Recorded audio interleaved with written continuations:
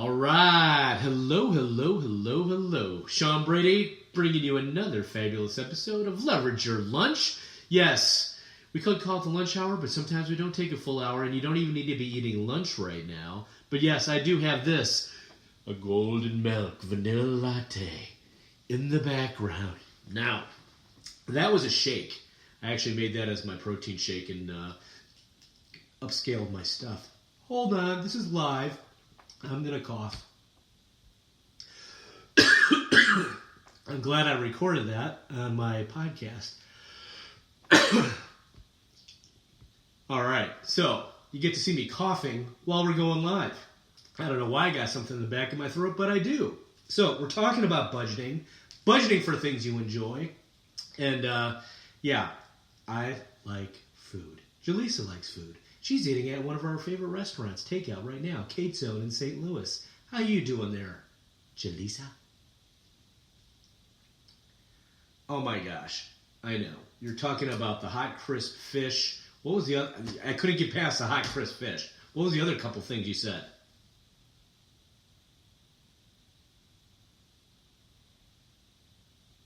Yes. Oh yes.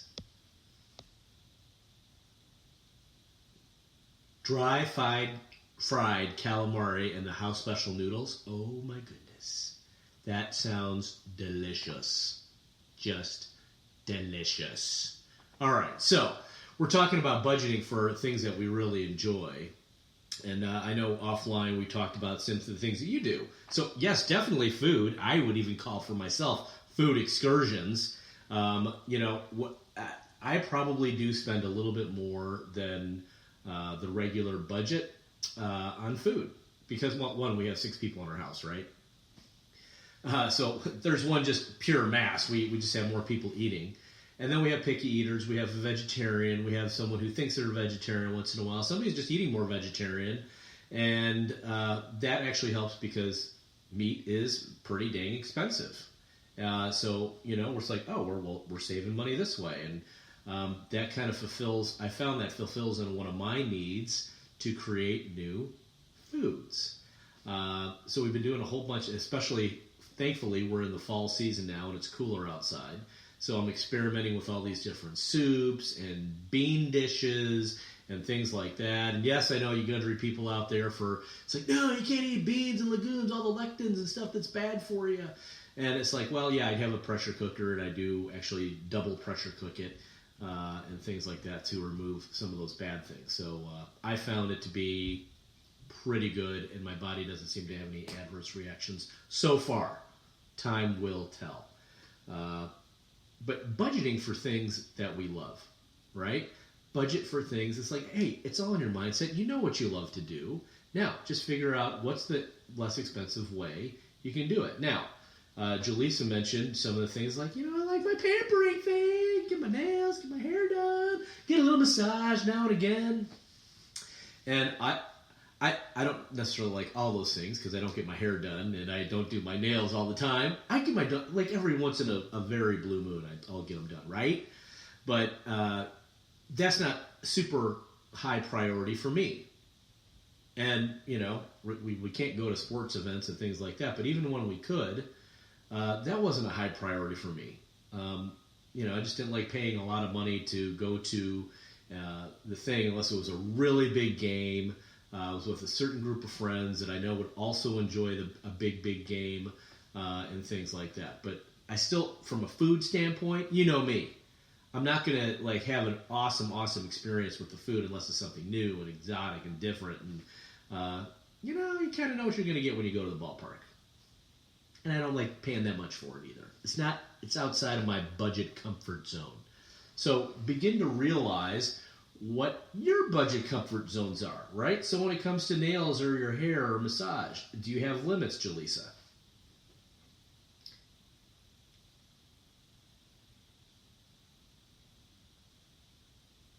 Right.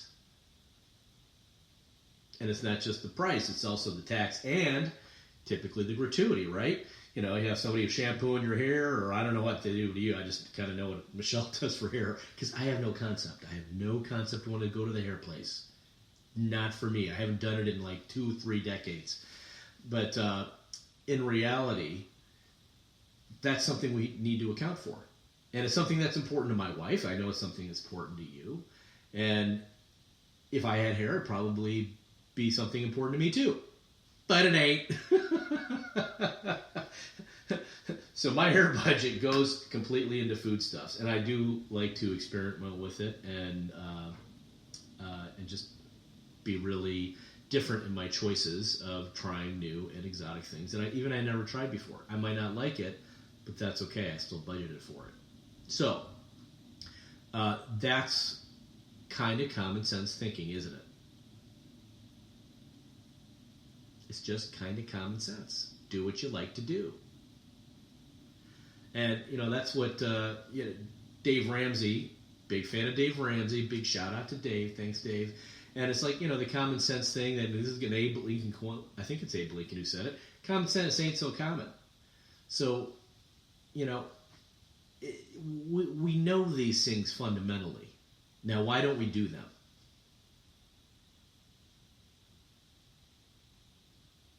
Lots and lots of discipline and practice, right? So the things that we're doing, and I thought of this the other day, is money is an awesome tool, right? But one of the best things and indicators that it shows us is the things that we're actually committed to. We might not think about money this way, but everything that we spend our money on is something that we're committed to. Even like the simplest things, right? Are we buying, like you're buying an experience from Kate Zone today. Awesome, fun thing. You can't do it every day. It's like if you did it every day, you wouldn't enjoy it as much, right? But then there's also the things that we do on a regular basis that we don't think about. That's still our choice. Like the gas station we go to, filling up the tank. Those are things we're committed to. Well, I need to drive my car around to do this. Or do we? If we really take a step back, is there a way we could do our life with removing some of these things? Right? It's just something to consider. But the best place to look at our budget is, of course, the money that we're spending. And we've talked about this in past episodes, right? So if we look back at the money we spent, even in the past 30 days, it's really easy. Just get out your credit or debit card, ideally debit card statement, right? It's just all one bank statement. That way we know we're not overspending because we're working off of something that we already have versus something that we owe later on. And I know there's arguments about points and stuff like that. It's like, oh, I get all this money back. And I'm tempted by that too. And the credit card companies and the banks that issue those are making millions off of interest that we seemingly think of as a big deal.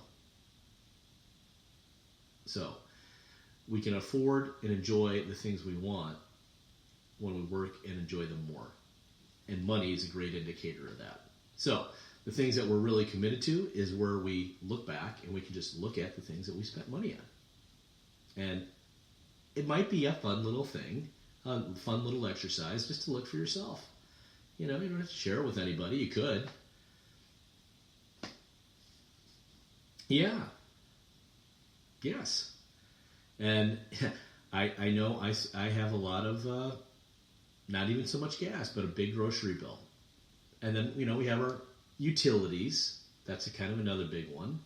And then what's another big one? My clothes aren't that much, I don't think anyway, because I try to keep them low. Kind of keep that fashion low, right?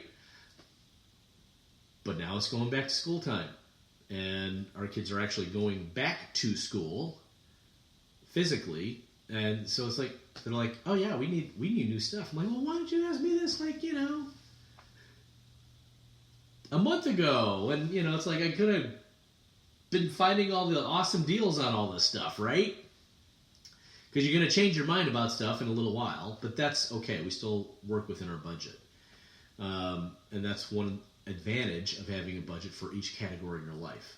So not just the things that you enjoy, certainly budget for that, maybe even a little extra, right? That's super rewarding. And there's all these other categories of life that we got to cover too. It's just practical. It's just common sense. It's just something that we can, and I hope everybody takes advantage of. So, all this being said, I wanted to do a quick little video on this, show off this golden milk vanilla latte, right? I actually made it two ways. First, I made it as a coffee, and then I'm like, oh, I'll add it to my protein shake and mix it up a little bit and actually have a warm, healthy shake. And I did. The point is that I enjoy getting these things in these little specialty coffees, but instead of paying, $5 or $6 for them, which we do on occasion, especially if we're on vacation, man, it's nice to really get that memory, come back to this when you figure out how to make it yourself. And I think I might have unlocked the code this morning with my little golden milk latte for this morning. And it took some time, but I mean, the cost on it was ridiculously low. I mean, it was, I think for two of us, it was less than $1. Right? Right. The most expensive thing, we did rice milk, and I know some people do oat milk or almond milk and things like that. But if you think about it, for two people, it's only 2 cups. A bit, even an expensive $3 or $4 container is 4. So that's $2.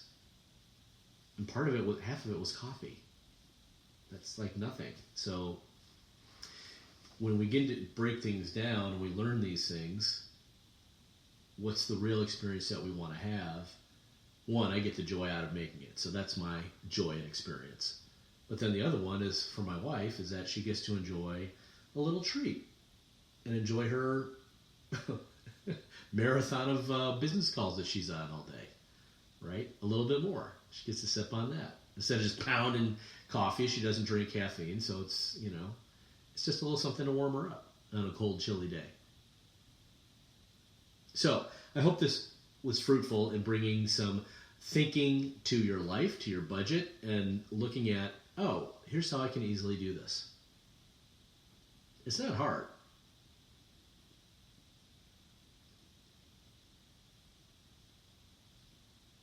Yep. Yeah. And hey, maybe the first discipline is just being aware of what's going on.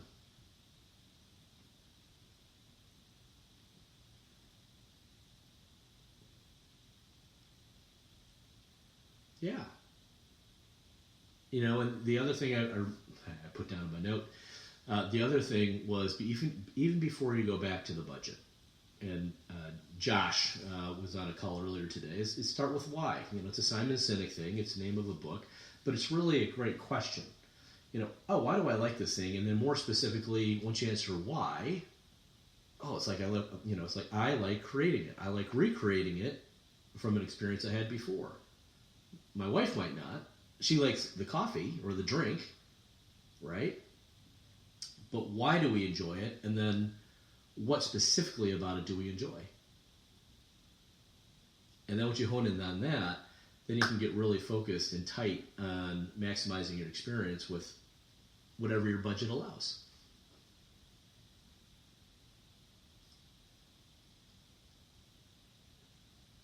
That's right. And it's like, it's the same thing. It's like you're going to a hairdresser, you're going to a specific one, and then all of a sudden you get there and they didn't call you because, your hairdresser that you were expecting to be there was last minute sick. Something happened. It doesn't mean that you're, it's like, okay, that you might even be able to reschedule, but it's not the same experience if it's automatically switched up on you. Right? Yeah. So, same thing for, the chef changes at a restaurant, or it's like, oh, don't go on this day, go on that day, or, whatever the case may be. So, it's good stuff. All right, now I'm getting to the point where I'm rambling, so I'm going to begin to end this one. And Jaleesa, thank you as always. You're always a fabulous guest and co-host of this show. Thank you for being an awesome media coordinator and getting the bumpers ready and posting all the videos out there. I just really, really appreciate your support. Awesome. All right. Well, that being said, we may not see you guys in person, but we're always going to see you right here on social media. Thanks for watching.